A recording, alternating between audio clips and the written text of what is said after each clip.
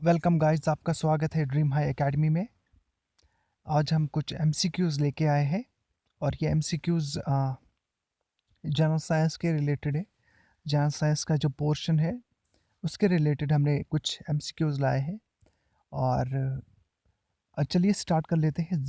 The study of trees is called. पहला जो है the study of trees is called, उसे क्या कहा जाता है? जो स्टडी ऑफ ट्री किया जाता है उसे कहा जाता है डेंड्रोलॉजी। जी हाँ, डेंड्रोलॉजी। क्वेश्चन आ सकता है कि स्टडी ऑफ ट्रीज कहा क्या जाता है? The study of trees is called dendrology.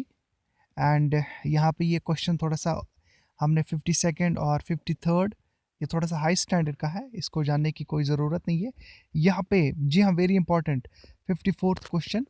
Upper most layer of skin is called. जो अपर लेयर होती है स्किन की उसे क्या कहा जाता है? Upper most layer of skin is called epidermis. जी हाँ, एपिडर्मिस। जी हाँ, upper most layer of skin is called epidermis. Question 55th, 55वां क्वेश्चन है, और which is the only element found in chlorophyll? जी हाँ, मैग्नीशियम।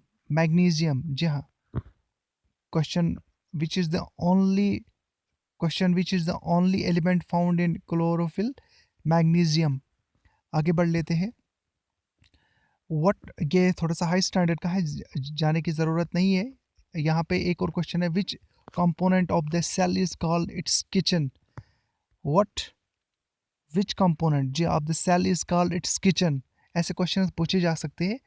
क्लोरोप्लास्ट, जी हाँ, क्लोरोप्लास्ट।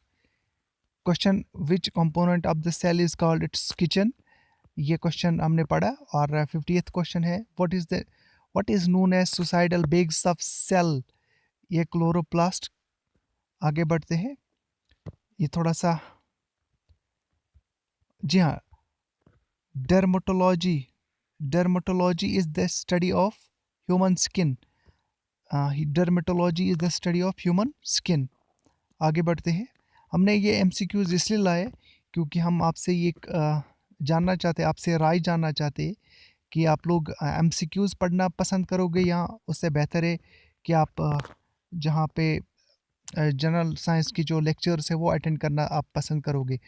तो अगर आप एमसीक्यूज़ पढ़ना पसंद करोगे तो हम एमसीक्यूज़ लेके आएँगे। अगर आप जनरल साइंस के जो आप लेक्चर्स है वो पढ़ना पसंद करोगे, हम लेक्चर्स लेके आएँगे। तो डिसाइड आपको करना है, इसीलिए हमने ये आज ये कुछ क्वेश्चंस लेके आए हम। What is the name of first cloned sheep? जी हाँ, डॉली।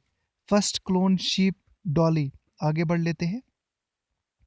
मैं उन्हीं क्वेश्चंस को लेके आया हूँ जो इम्पोर्टेंट है ख़ास तौर पर। जी हाँ, ज़िका वायरस काफ़ी इम्पोर्टेंट था, ये काफ़ी ज़्यादा न्यूज़ में रहा। Zika virus is carried by Aedes mosquitoes. जी हाँ, Aedes mosquitoes, Aedes mosquitoes. Tomato contains which acid? टमो जो टमाटो है उसके पास कौन सा, उसमें उसमें कौन सा एसिड होता है? Oxalic acid. जी हाँ। आगे बढ़ लेते हैं। उसके बाद हम पढ़ेंगे डैश। जी हाँ, dash is the plant which yields biodiesel. Questions पूछे जा सकते हैं क्योंकि जो सिलेबस है हमारा वो थोड़ा सा लेंथी है। डिश ये इकोसिस्टम में भी बायोडाइवर्सिटी, ये जो काफ़ी डाइवर्स सिलेबस हमें दिया गया है खासतौर पर एफए और अकाउंट्स असिस्टेंट के लिए। तो क्वेश्चन है, dish is the plant which yields biodiesel और बायोफ्यूल? कौन सा प्लांट है जो बायोडीजल और बायोफ्यूल को यील्ड देता है? जेट रोपा क्यूरकस। जी हाँ, जेट रोपा क्यूरकस। आगे बढ़ लेते हैं। The part of the human eye. जी हाँ, the part of the human eye which regulates the quantum of light entering it, कौन सा है? इरिस। जी हाँ। आगे बढ़ लेते हैं। Which salt is found in bone in largest amount? जी हाँ, which salt is found in bone? Bone के अंदर कौन सा सॉल्ट होता है? Calcium phosphate, phospho phosphate sorry phosphate. And what is the name of the test? जी हाँ। आगे बढ़ लेते हैं, ये थोड़ा सा हाई स्टैंडर्ड का है।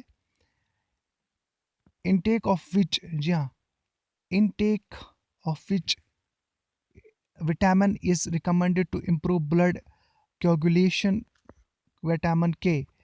Intake of which vitamin is recommended to improve blood coagulation? That is vitamin K. Who explained about the blood circulation for the first time? William Harvey. जी हाँ, विलियम हार्वे ने एक्सप्लेन किया कि जो blood circulation के बारे में. Alexander Fleming invented penicillin. Penicillin. जी हाँ, इंजेक्शन है ये. Who is credited for producing first man-made gene in a lab? Doctor Hargobind Khorana. जी हाँ, हरगोबिंद खुराना. आगे बढ़ लेते हैं और ये है, जी हाँ, ये देखते हैं कौन सा क्वेश्चन है. जी हाँ, थोड़ा सा स्टैंडर्ड का है, ये वाला देखते हैं. The process of the cell division is known as mitosis. जी हाँ, the process of the cell division is known as mitosis. आगे बढ़ लेते हैं. कुछ इंपॉर्टेंट क्वेश्चंस मैं लेके आया हूँ. जी हाँ, ये वाला. The hearing function is associated with which part of the human brain? Lobe के साथ है, इसे कहा जाता है temporal lobe. Which major chemical compound is found in human kidney stones? Calcium oxalate. जी हाँ. Which metal is present in insulin?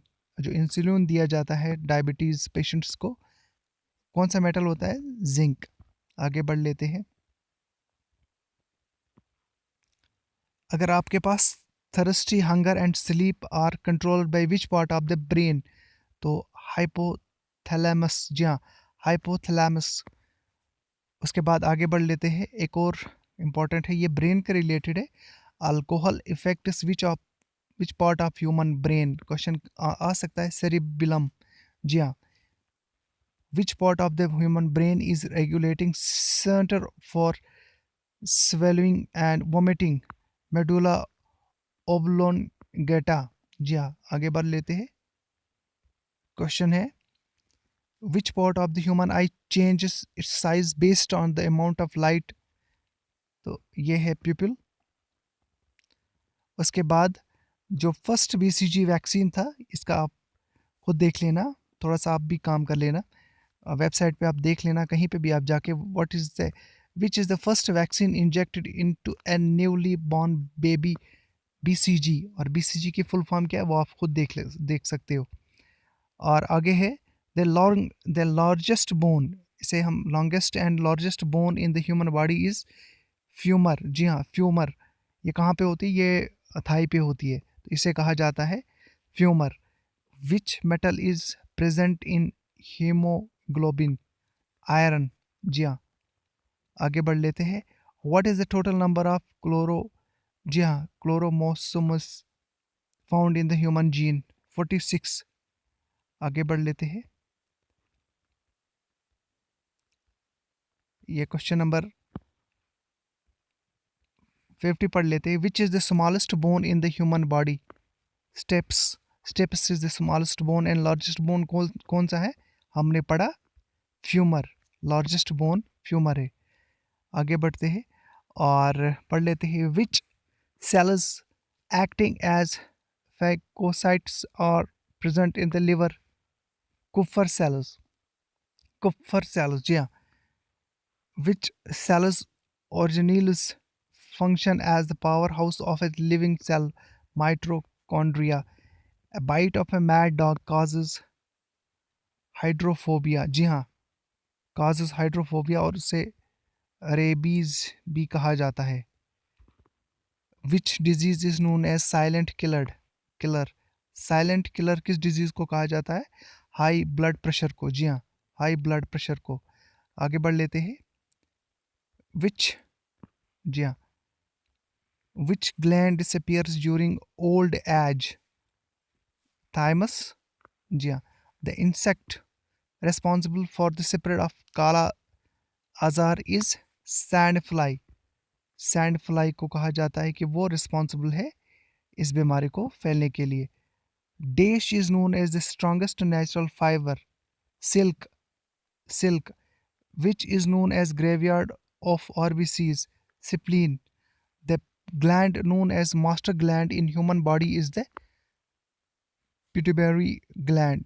Sorry, pituitary gland. Thank you.